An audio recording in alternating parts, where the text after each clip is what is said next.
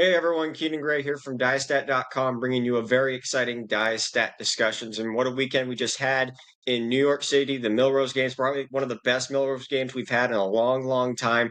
And the guy on your screen right now is officially the new world record holder in the indoor mile, Yared Nuguse. Kindly joined us here on DyeStat discussions. First of all, Yard, really appreciate your time coming on here. Um, the first question I really have for you, I guess, what does a world indoor record holder do what's how does he celebrate a world record? How did you celebrate that night? No, that's a good question. I always love New York because there's just no fun shortage of things to do.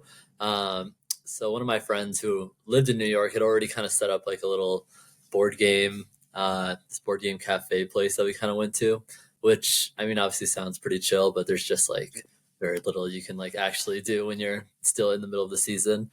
Mhm. But we also did stop by a little karaoke place and do a little karaoke, which was fun. So um, but yeah, I just kind of was honestly so tired after the race anyway that after a certain point you're just like, all right, I'm ready for bed. So yeah. Speaking of which, did you sleep with the trophy? Did you hold No, it while you were in bed? luckily they don't have me take home the giant trophy just because I had like three of those in my house. Like what would I do with that? But no, it's still very much appreciate just to be able to come back to Millrose and be able to get that trophy. So three times in a row. The first time that's happened in the Wanamaker Mile since, of course, Bernard Lagat did it six times in a row. I mean, did it feel like it's just every time it just got better and better, or is that first one always the best one? I think that the that first race has a special place in my heart just because that was like one of my first miles is like on my new professional career and just like starting with OAC. And I think, we came into that race going for like the American record. That was like our big goal that first year. Mhm. And, to not only get that, but also just to get so close to the world record was like insanely special to me. Um, but I think this race might mean a little more just in terms of like scope. Obviously, I think just being my first world record and just like being able to get one that I've kind of been wanting to get for a while now has been just a huge honor and really really cool. So I'd say it's hard to choose between those two, but I'd probably lean towards this last one, probably because it just happened. Yeah. Well, in the build up to this race, I think was like the biggest thing of them all, because you have the silver medalist and Josh Kerr, you have yourself, the bronze medalist, and then you got Hobbs, who finished fifth in that final. Going into that race, and obviously eventually Josh did not go into that race. Like, just how excited were you to just even race those guys again? Wanting to put on a good show, not just for yourself, but like for the whole world to watch. No, I was really really excited because I think just coming off of 2024 and just how successful that year was, I think a lot of us were kind of ready to start off 2025 with a bang and like get that momentum going. Mhm. And so being able to race like those best guys that are going to be like very competitive and like give you like the hardest race that you can had me really really excited. Obviously it sucked that Josh wasn't able to race, but I still had Hobbs in it, so it was still like a very obviously he was like right on my heels the entire time, and I could definitely feel that. So it's just I think better always to be racing, the people who are going to be your competition like later on in the year because um, it just kind of gets you used to them, and then kind of getting back into the feeling of like that pressure of just like racing like these guys who are like basically as good as you and just like fighting for what you want as well. It's just like really, really fun. Yeah. I think, people in the media and, people that love the sport, like that watch the sport, they're so emphasizing like world record, world record. They gotta get it. I love this quote that you said during the press conference before the meet. You said, "I'm hoping to focus more on winning, especially given the competition in this race, hoping that a record just kind of happens."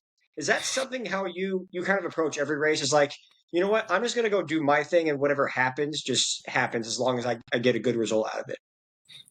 Yeah, I think that I found that that usually works for me best in the past. Whenever I try to go for a specific time or I'm just like more focused on, the things that don't matter, when winning is really all that matters in each race. Um I think like my motivation just isn't quite where I want it to be, like in the middle of the race and how I'm feeling. And, it's easier for me to like kind of slip up, make mistakes and whatnot. Good example being like when I went for the road mile world record last year, and Giles ended up kind of beating me. I think that was like more because I was so focused on this time instead of just like racing. And I think like that's kind of when, you lose track of things, you slip up, and like, you're not as strong as you need to be. Um, and since I'd already like kind of did that again for Millrose last year, I was kind of just like, okay, this year we have like more competition, more, confidence from our medal. Let's just focus on like that winning aspect, because the race was going to be paced out fast, like no matter what. Um, but if you focus on racing, I think a lot of the time the things that you want, like a world record, will kind of just happen. And I think I'm also just like not superstitious, but I was just like, I don't want to jinx it because I think I jinxed it last year. So I was just like, let me just focus on winning, do that. Record would be great, but I'm not going to be like telling everyone, oh, I'm going for this record, I will get it. I'm not, I don't want to like speak that and like kind of, jinx it in a way. That's what I was thinking before the race. No, and I like that because I think of like, kind of high school runners. They like specifically like high school milers. They're like, oh, I'm gonna break 4 today. I'm gonna go do that. Like I have this certain goal. Whereas yourself, you kind of just go out there and kind of let things play out, and however they play out, they do. How long did you think it kind of took you for you to, have that type of mentality or develop that type of mentality, especially when you've started your pro career? Mm. I think honestly, I've had like that specific mentality for a while because, especially in college for me, like those times didn't really mean much at all. And I was good coming into college, especially, but not like the way some college kids are these days. And so, it was very easy for me to just be like, I will race each race the best I can and not really, be thinking, oh, I want to run like a fast time or something like that, because those things had always come naturally for me. And, the better I got, the more people kind of expected, faster times and me just going out and hammering these things. But I think like that style is very, I don't know, it doesn't feel quite as fun as, just getting into a very competitive race with a lot of your best competitors and then just running fast because, each of you is just pushing each other to their limits. And so I think, if you just kind of take a step back, realize there's only so much you can control, like I can control the pacer and what that does. But at the end of the day, if you're just so time focused, it is very easy to just lose the fun in it, I think. Because then you don't get the time and you're like, ah, crap, like that was a bad race. When in reality, it probably wasn't. Yeah, no, and I when you cross that finish line, I feel like because you said you just wanted to just go compete and just go for the win, like the look on your face, I think was the best part of it all, is just realizing what you had accomplished. And I think that was probably the coolest moment of the entire race. But I'm sure there's the build up to this race. I can only imagine what was going through your mind, just race day and just knowing that Josh was exiting out. Um, Now it just kind of leaves you maybe Hobbs and maybe even your teammate. I believe I'm trying to blanking on his name right now. Robert Farkin. Yeah. What was race day like for you just prior to stepping on the starting line? Yeah, I mean, I was definitely coming in. I was very, very, very focused and very just, it's a little extra pressure because not just Millrose, but there's also my season opener this year.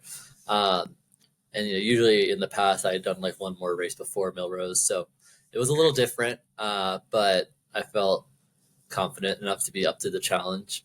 So, it was mostly a very standard race day.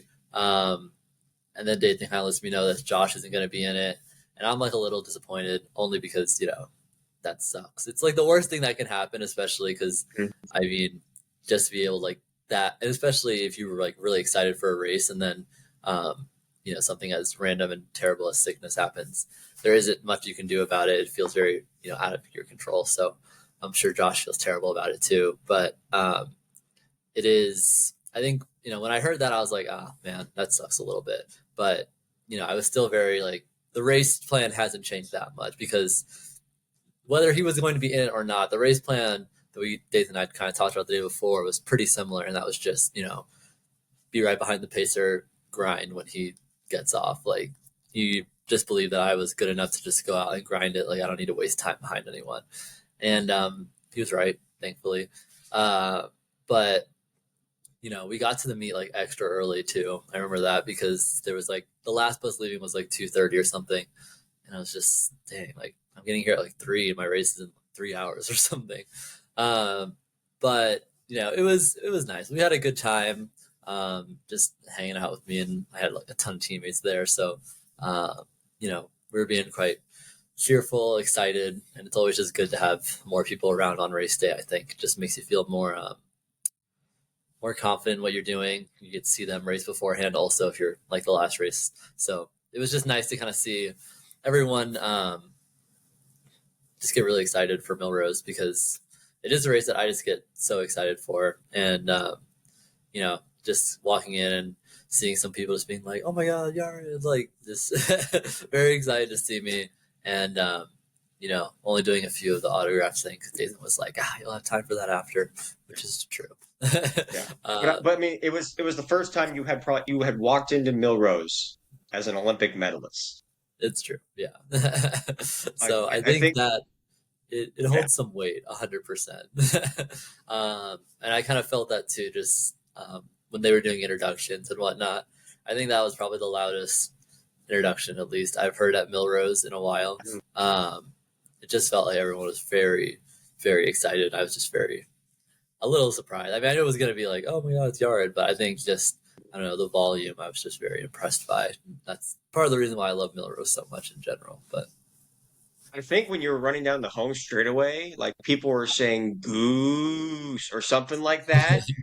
I don't know. I mean, I'm sure you were locked in, but like, was that something you may have caught upon when you were running down the home stretch in their introductions?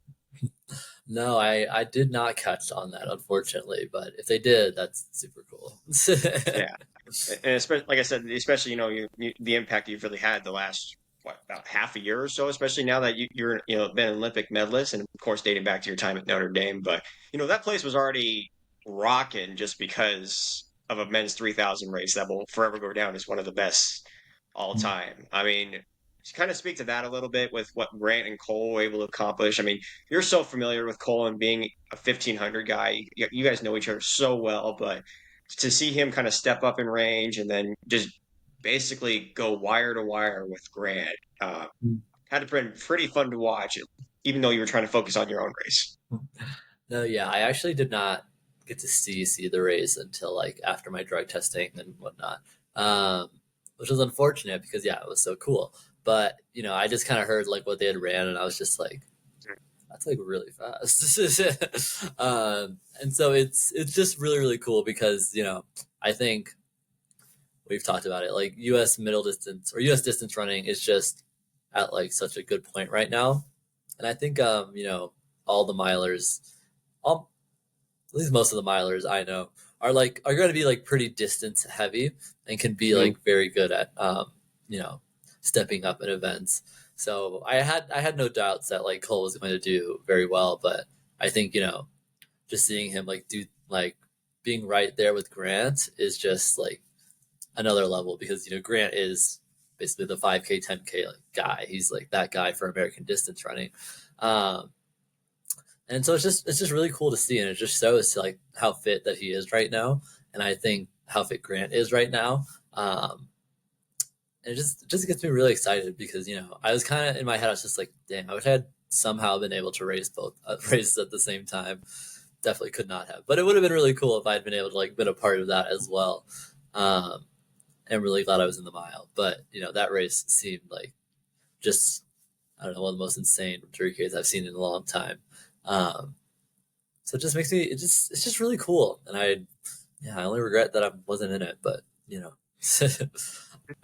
Wherever you were camped out in the Armory, like, could you hear the crowd roar? Could you feel the building shake a little bit? Because it was loud. See, I was warming up, so I was outside, so I didn't even know. Like, I was really just so removed from it. And then I got back and I see Dylan and Kai, and I was like, "Oh, how'd it go?" And they're like, "Oh, pretty good. We ran like 7:30." And I was like, "Oh, the winners run." And like, yeah, like 7:22. And I was like, "What?" Like, that's nuts. I kind of wish I had been there in the Armory though, just to, I don't know, pick up on the vibes a little bit. But yeah, Yeah, for alas, bad sure. And time. yeah, well, so it sounded like, I mean, Cole's trying to step up in range and trying to go up to the 5,000. I mean, is that something that you would eventually want to, kind of be a part of too, or are you sticking around kind of this middle distance stuff? I think eventually I probably would maybe do some 5Ks and whatnot. Um, Not this year. And I don't know, maybe not next year either, but that doesn't leave me a ton of time with my career progression. But I think I really, really enjoy the 3K. 3K is really fun, but 5K feels a little extra in my eyes anyway. So it's kind of hard to imagine me, you know, doing like super well in the 5K, just like on the world stage. But I Mhm. think I have like the fitness to do it. I think it's more just like a mindset thing at this point. So it's it's something I do want to do eventually, just not like anytime super soon, you know? Yeah, I'm sure you have some curiosity though, as what you could throw down though for a 5K on an outdoor track, not an indoor track. No one wants to run 25 laps around a 200-meter bank track. Yeah, someone who did that once, it was not fun. um, but yeah, even outdoors, it feels a little more manageable. But I think a lot of those races, it really just depends on how the race goes and Mhm. where I'm at in the season and whatnot. But one of these days I'll find out, I'm sure. Yeah. So days prior to this meet, you had, and I was just going through some articles. You had a very intense workout before that race. Looked like a couple of 2Ks, some 400s, I think, some 800s. Let's dive into that. Just with the type of workout you did, how did you feel just after accomplishing it? It sounded like it was very, very challenging, especially at altitude. What did you come away from it? Hmm. Yeah, I mean that big workout was, yeah, just the one that we did a week prior to Millrose. And I think like that workout is kind of similar to a workout that we've done before, where we usually just kind of run one really fast mile, and then we'll do like some threshold and stuff after to kind of cool down from it. Um, and so we were kind of doing that again, but this year he was just like, "Yard, I think like you should do 2K because you know you're like fit enough to keep going for like another 400 and yada yada yada." And I was like, "All right, cool. I'm down to try." And it was more of like a progression. So we were, basically cutting down from like 62 down to like 58 for the quarters and whatnot. Mhm. And I think kind of finishing, I knew the 2K was going to be like a lot harder than the mile just because you're basically just running the miles pace and then keep on going. But it was, it felt like I was, in a really good spot at that point. Which is good to feel because I had like some little, not injuries, more like niggles here and there, just like in my legs. And it was kind of just like, oh, like, am I going to be like in the best shape I need to be in to do well in Millrose? But I ran that workout and I was like, okay, yeah, like I'm pretty confident. If I can do that here in Boulder, I feel confident that when I go back down to sea level, I'll be able to just kind of, you know, run the run the paces I want to run and like feel strong and confident doing it because you do a 2K in like 4:59, and I think that just kind of feels very like, oh, I did this. I felt like relatively controlled and comfortable, so you know I should be able to tackle a mile at a significantly faster pace. Um, but yeah, no, like workouts like that are we've been doing. We did one of those like 2 years ago or something, and it was like very. It got like a lot of coverage because Sidious was there or something. But it kind of felt. I don't know. It was a little nicer. There wasn't as much attention on it beforehand because no one really was there to see it. Um, and then somehow, yeah, people find out. But I think I don't know. It's a good workout. You want workouts that like you don't need necessarily to be doing workouts all the time that are just, you know, I think one of my old coaches used to call them dick measuring contests. But like, at the same time, you want to be like comfortable with those paces that you're going to be running, um, a lot this season. Well, I'm getting a sense if you do this workout, you can run a world record mile. Is that what you're basically saying? That was kind of the gist. Yeah, I was kind of like I said, I wasn't trying to focus as much on times, but it was like when it goes out in that pace, I will feel fine doing so. Mhm. Yeah. So let's talk about the race. So Abe Alvarado, pace setter, gets things going. You go right with him. First few laps were clicking. Hobbs is right there. You got the 18-year-old Cam Myers in the mix. You got, of course, your own teammate Farkin in the mix. Had the first couple laps just kind of go by for you? No, yeah, it was really good. I really enjoyed the pacing job this year. I think Abe did a really good job at just because my coach kind of talked about like not just pacing it, but starting off a little slower, then like increasing the pace through that first K, just so there's more like momentum going to the last bit, which I think really helped. And so those first like couple laps were like pretty slow ish, not that slow, but like relatively a little slower than what we might normally go for a first lap, which felt good just to kind of get the gears rolling a little bit. Um, and I feel like we those first two laps, I was just like, we're good, we're locked in, we're like getting ready for the hard part basically, and that just kind of started like towards that last like a little after 800. I'd say was kind of when things were like, okay, now things are getting hard. The pace are still here, so you have someone to key off of, but he's about to go off, so like be ready to keep on grinding was basically what I was telling myself because I know a lot of the times in previous years and just in general early on in the season, it's really easy to just kind of let the pace slag a little bit once the pacer drops off. And, I really just felt like if I wanted to win this race, it was going to be very important to, not let up for 1 second. Because if you let up, you let people back in, you give people a break, and, you're still the one like in front doing all that work. So you might as well just keep on grinding away the best that you can. Mhm. So I was just trying very hard to do that. I think I did a pretty good job. Uh, then the pacer comes off, and that's like 600 to go. And so yeah, I'm just like thinking, just like keep going, keep going, keep going. Like kind of glancing at the clock, but more just I don't even know what it means mostly. I'm just like after the 800, I'm just like I don't really know what the paces mean anymore. I just know I need to like run as fast as I can. Basically, is the kind of general premise. Um, this kind of continues until the very last lap where I feel like I've usually had like a very strong like very quick last lap, which it wasn't as quick I think this year, and I think that was just mostly due to just how I ran that race, just very like strong, and I wasn't able to kind of kick quite as much as I normally might be able to. Also because it's very early in the season, I feel to be like Mhm. that speed focused. But I was still just able to hold off Hobbs, which was nice because I didn't really know he was like coming up on my side. Like I kind of watched the video later, and I was like, oh man, he was right there. But um, I was still just thinking like this is it.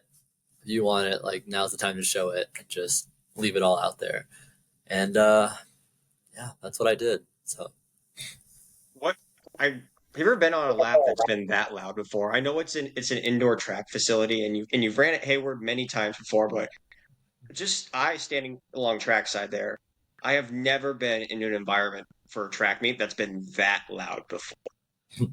no, yeah, the Armory definitely takes the cake. I feel like the only races that might have been louder were the Olympics, just because that last 100 meters was crazy, and London Diamond League. It's also really loud there.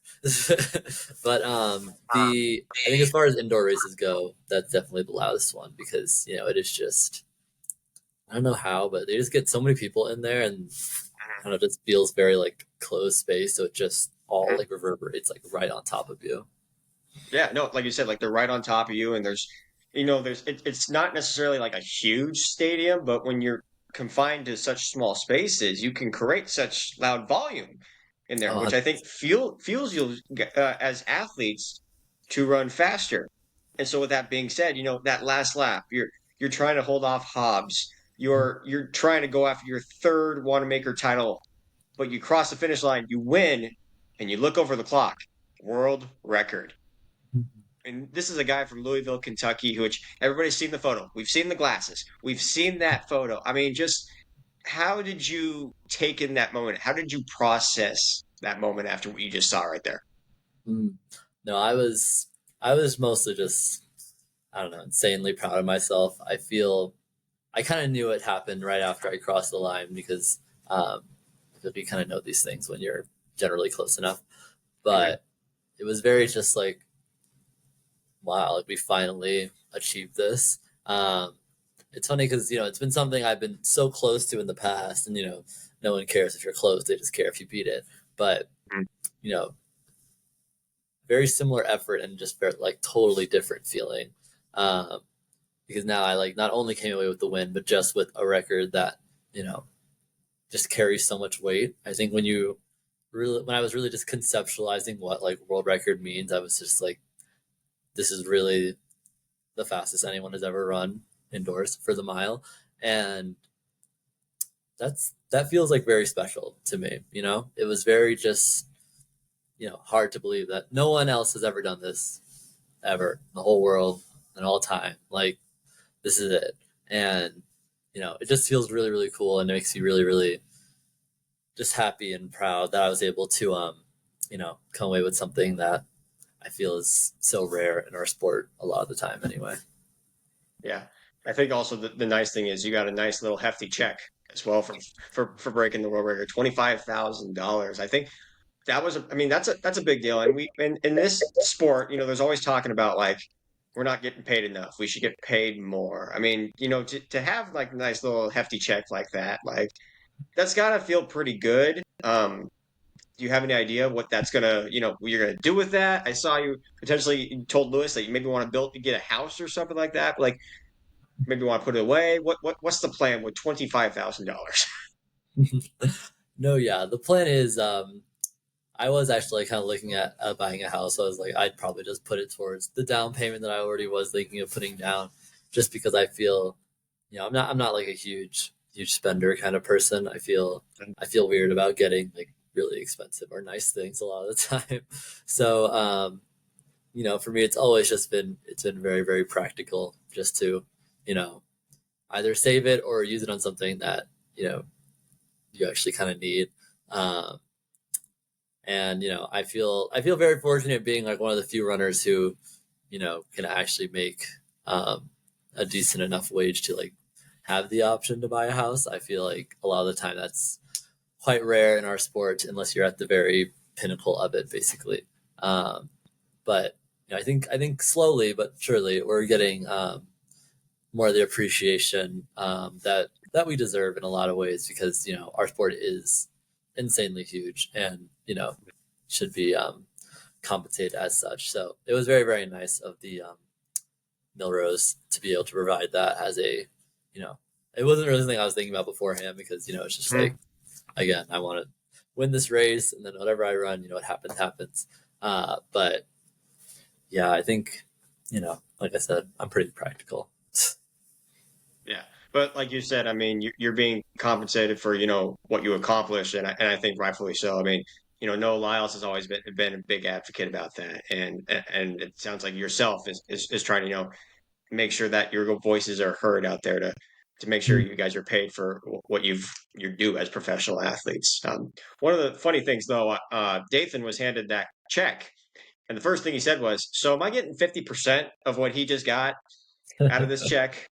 Like that's who he's talking about in the mix zone. We were all just getting a kick out of that. But what was that interaction with him just kind of afterwards? And another quote that kind of like really stuck with me after just talking with him. He's like, "You're probably one of the most self-confident people, like confident in yourself as a person, and you can tell that you don't have to be like everybody else. You don't have to be, a loud guy like Josh Kerr. You don't have to be, um, the GQ guy, maybe like Jakob Ingebrigtsen. Like you just have to be Yard. Like what has that guy meant to you, and just like what he's been able to kind of develop you as this distance runner the last couple of years." No, yeah, I really appreciate Dathan a lot. I feel coming into my pro career, I was very very nervous about taking this one last, hopefully last step, and just putting all of my faith and confidence into just like one person to train me essentially. Because what happens next in your career is just, especially in this part at your prime, is very, very critical, very important. And so it was very, I think Dathan made it clear early on that, you know, he was going to be like a good fit for me, and I felt the same way just because I think just how he's able to handle, like so many athletes that we have now, and just help us grow in the various different ways. Like Dathan's been very cognizant of just, not putting too much on me, or not like, listening to what we need, and, just like slowly progressing me to a point where, I'm able to do crazy things like run a world record.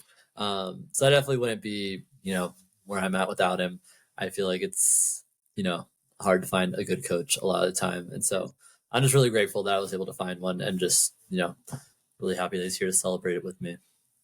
Yeah, and talking with him in the mix zone, one of the things I asked him was like, "Do you think this is the best group that you've ever had as far as being the head coach of OAC? Because you guys had such a phenomenal night, 8 personal bests. Farkin was so close to his lifetime best in that mile. He had 2 seasons bests from Maya Rams and Cinta Vista, but Kai Robinson, Australian record, Dylan Jacobs, Ollie Hoare, PB, Sage Klecker, PB, Josette Andrews, Sigi Gemra Salama, I hope I pronounced that right, and then Olivia Markovic, PB, all in the 3,000. Like, are things just like, how are things clicking so well right now within this group?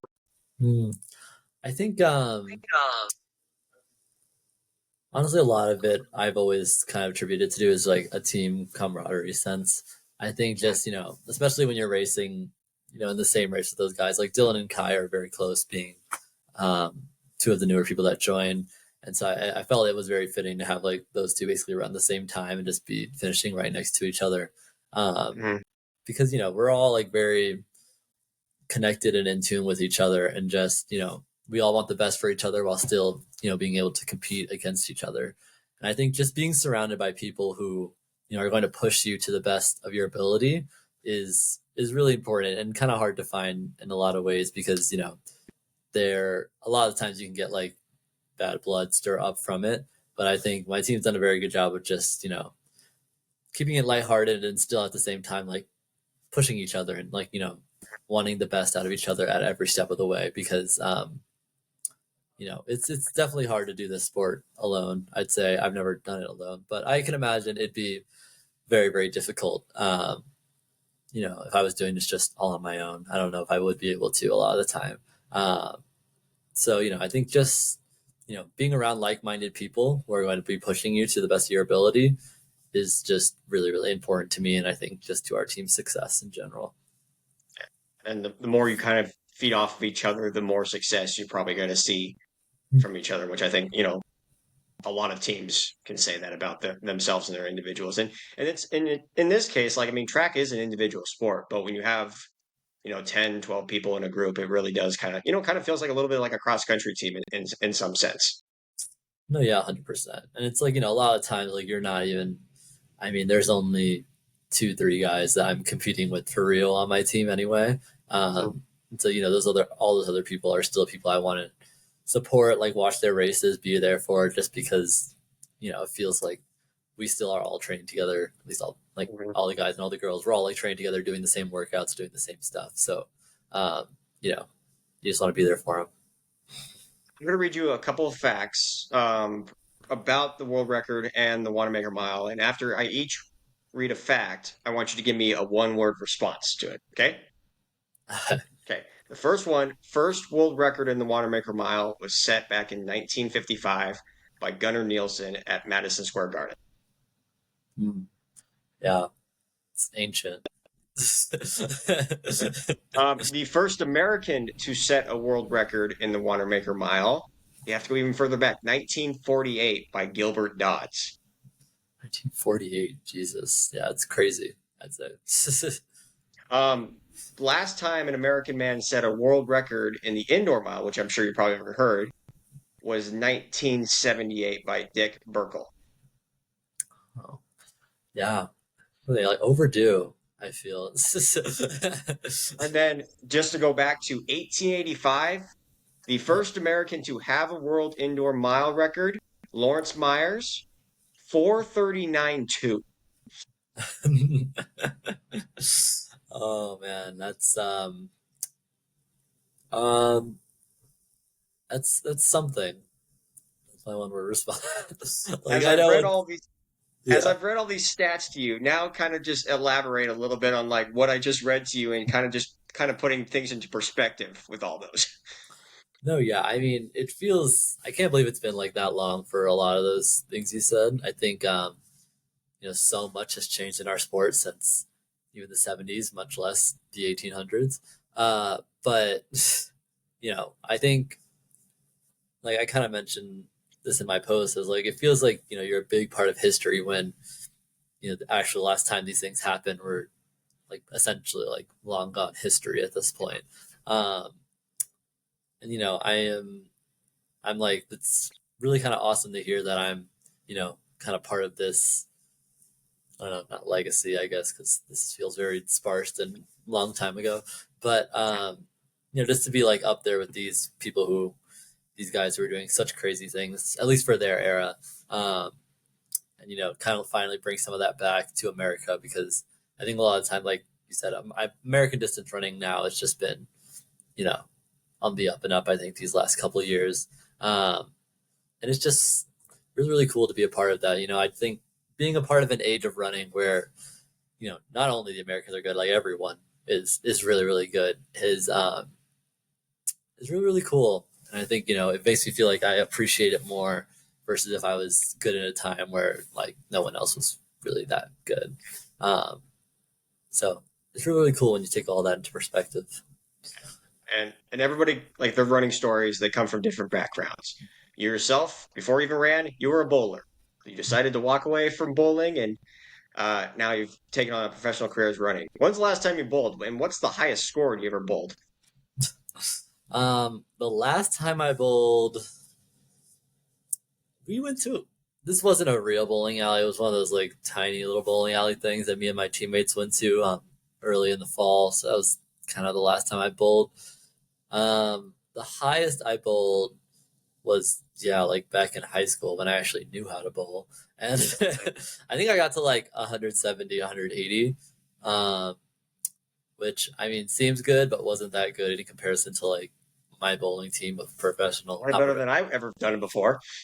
I mean, better than I could ever do now. I feel like one of the last times I bowled, like in college, I kind of mentioned this to my college coach Carlson loves bringing this up, but uh, we were like going bowling for one of our first team camps thing when I was like a freshman, and I kind of mentioned like, oh, I used to be on the bowling team like a long time ago before I ran, and he's like, oh yeah, I definitely want you on my team. Then he like picked me first. I rolled like 90 or something. Like it was very pitiful. And he was like, I thought you were on the bowling team. And I was like, I was on the bowling team for like 3 4 months. But needless to say, he was quite disappointed. But I've kind of lost it all at this point. I think though you found the sport though to kind of carry you on throughout your Yeah. life. Yeah, I think running fits a little bit better for me for sure. Well, Millrose was not the only, big thing going on that weekend, and I know how much you are a big Swifty fan. Are you disappointed by the outcome of the Chiefs, or what was the end result for you there? Yeah, I don't really care that much. I think I've never really been a Okay. huge sports fan in general, and I think also just being the teams they were, I think, it felt a little bit like a repeat. I thought I was like, isn't this the same thing that happened last year? And they're like, no, it happened 2 years ago or something. And I was like, it feels like it just happened though, like, and then we're doing it all over again. Um, so, unfortunately, even Taylor Swift's dating preferences are not going to change how I feel about football. Plus, I was on a flight like the whole time during the Super Bowl, so I didn't even really see it.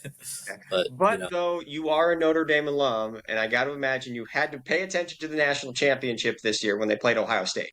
I did definitely watch that very closely. Had a whole little watch party and everything. It was disappointing. That was actually disappointing. But still proud of how far my team has come in general. It's been a long time since we've even made um, a finals game like that. But you know, just gotta hope that they'll be able to keep it up for next year. Yeah, I think Marcus Freeman's got them going in the right direction. Mhm. But yeah, I mean, like, talk about the 12-team playoff.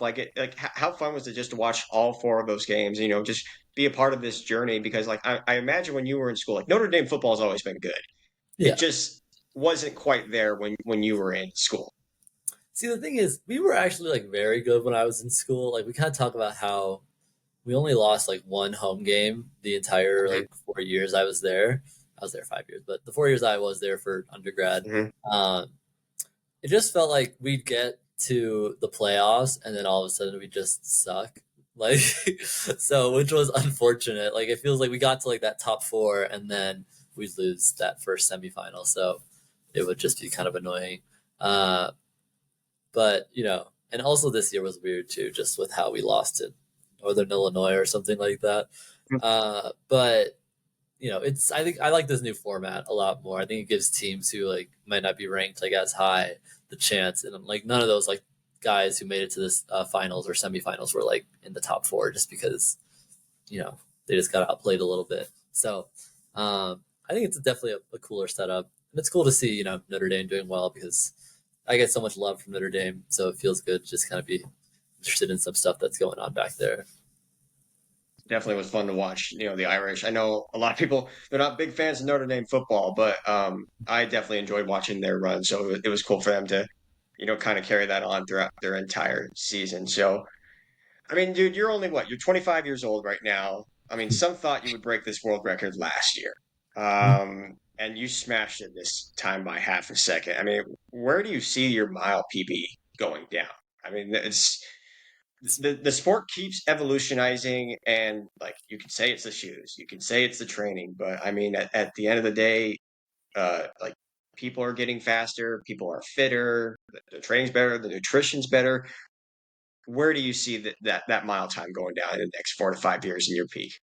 Hmm. I think I think indoors I could kind of see, you know, maybe 3:45 one of these days. The tough thing about indoors is you really only get like one or two chances to really run a fast time, and then indoor season's over. Um, so it's a little tougher, and you don't want to peak for indoors either. So it feels like we're always like kind of stifled a little bit for indoors because no one's really going to be like peaking for it. Maybe 26 would be a better year for that since no worlds or anything or no real worlds. But I think like I'm very interested to see what Jakob does this Thursday. I think that'll kind of like set the tone a little bit. Um, but I think like over the next 4 years or so, that's yeah. I think I could eventually see myself like hitting 3:45. 3:46 was very hard, but you know I think it's in the realm of possibility. So yeah. What about outdoor though? Like if you were to run the Bowerman Mile at Prefontaine Classic, like could we make, I don't know, 44, 43? I mean, yeah, I don't know exactly what how that race is going to go.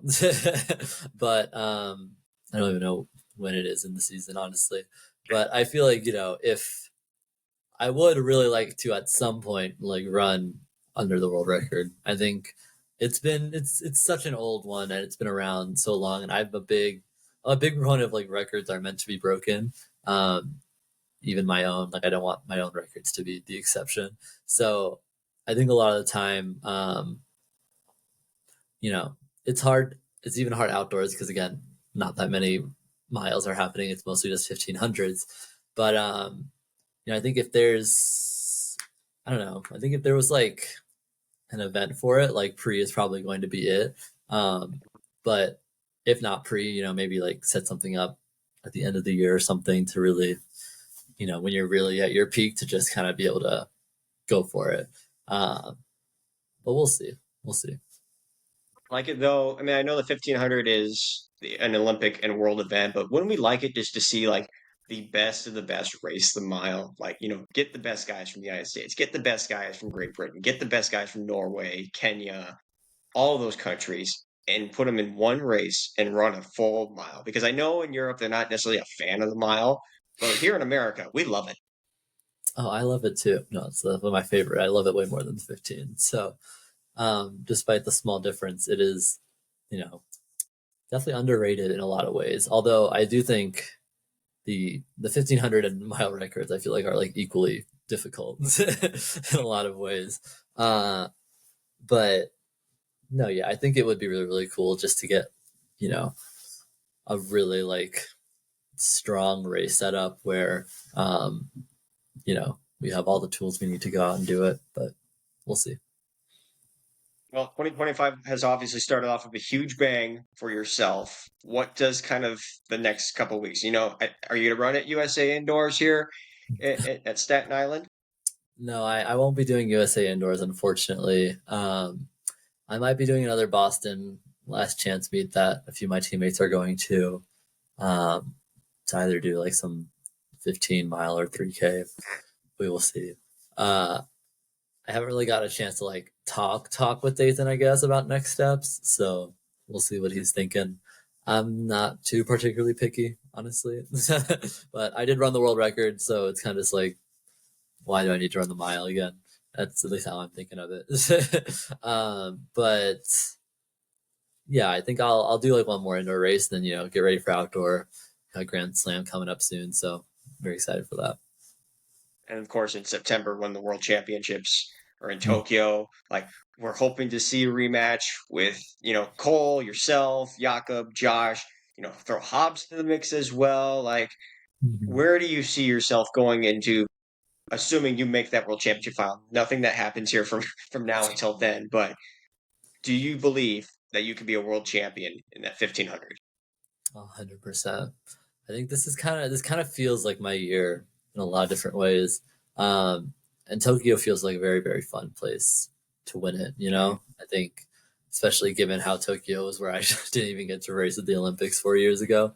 Um, it feels fitting and it feels right to come back and be able to win there. So, and I think I'm the only one of those guys who hasn't won yet. So I feel like I'm kind of overdue for one. You're kind of like, and I looked at this meme last year. It's two guys fighting each other, and there's one person holding the video camera. You're the one holding the video camera, and it's Josh, Jakob. You could throw Cole, I guess, in the mix as well, just all fighting each other, and you're just sitting on the outside, just watching from far. So I feel like though you want to get into that fight as well, be part of that scuffle too.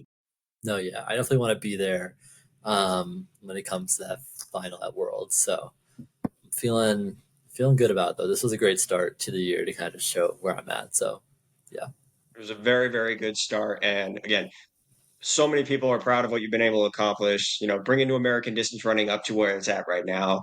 Not just yourself, but really everybody. Cole, Hobbs, Grant. I'm sure I'm missing so many more out there.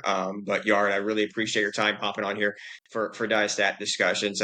Best of luck, whatever the rest of the indoor season looks like for you. But now forever, for a while, you can call yourself a world record holder in the indoor mile. So congratulations on that, and best of luck the rest of 2025. thank you. I appreciate it.